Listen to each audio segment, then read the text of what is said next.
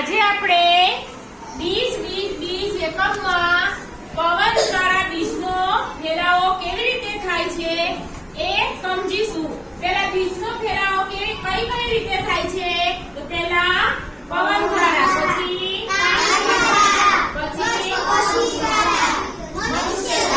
ચલો પવન દ્વારા કઈ રીતે ફેલાવો થાય છે બીજનો?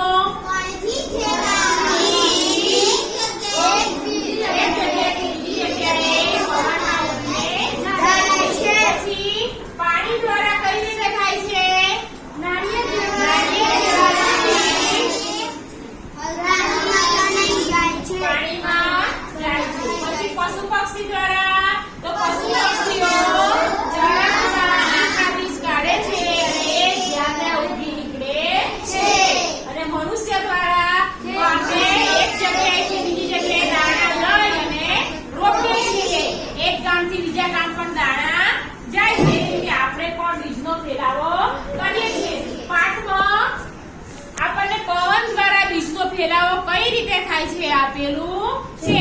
તો પવન દ્વારા જે હલકા બીજ હોય છે, આકડો છે, સીમડો છે, કણજી છે, આ બધાના બીજ પવન દ્વારા ઉડી અને એક જગ્યાએથી બીજી જગ્યાએ જાય છે અને જ્યાં આગળ રોકાઈ જાય છે ત્યાં આગળ અંકુરી થાય છે।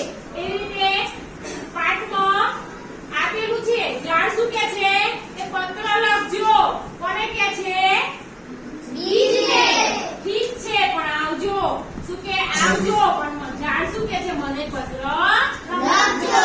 જ્યાં જાવ છો ત્યાં પણ મને ત્યાંથી પત્ર લખજો। એમ ઝાડ કોને કે છે? બીજને। ઝાડ કોને કે છે? બીજને। મને પત્ર લખજો, બીજ કે છે આવજો। એવી રીતે પવન દ્વારા બીજનો ફેલાવો